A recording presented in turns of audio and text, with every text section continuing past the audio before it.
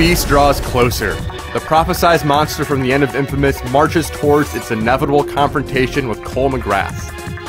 Toppling your colossal foe is the impetus for your latest adventure, but there's something far more sinister stalking you. An unshakable feeling of deja vu. What was once novel and exciting has entered a predictable rut. New problems arise as well.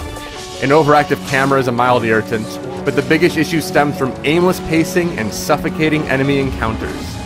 Infamous 2 is a disappointing sequel. We're trapped!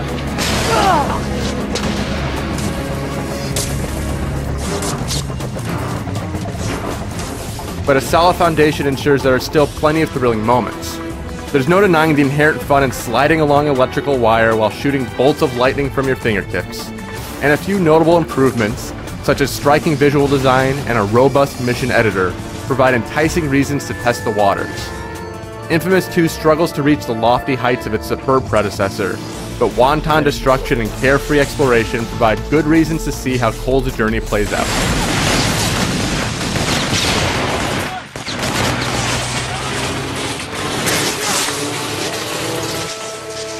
As in the original Infamous, moral choices give you a chance to play through the game as a superhero or evil mastermind. However, the implementation is flawed, which takes away the weight of your actions. Important story decisions are black and white, and without the moral gray area, there's no reason to put thought into what you're doing. Infamous 2 also does a poor job of grading your actions during the course of the game. For instance, in one mission, you have to rescue hostages from some armed thugs. If you kill everyone in the mission, the good guys and the bad guys, with a tornado attack, you somehow get credited with good karma.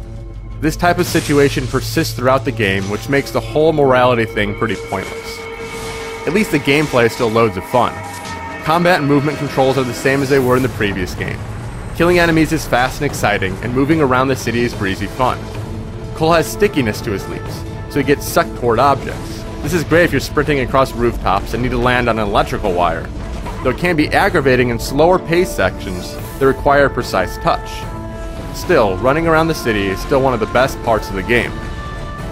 The fights aren't quite as enjoyable, thanks to questionable design decisions. Combat is in its best in wide open spaces where you have the freedom to move where you want and attack in whatever manner you choose. But you're too often confined in small areas, and that strips away your freedom. This problem is compounded by boss-type creatures being thrust into normal missions. Although Infamous 2 isn't particularly difficult, fights drag on for quite a long time because of the sheer number of enemies on the screen. This leads to tedium and frustration after a while.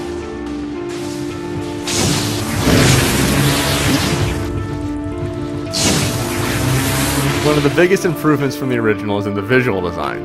This is a great looking game, and each section of the city has a personality all its own. However, your view is often obscured during fights.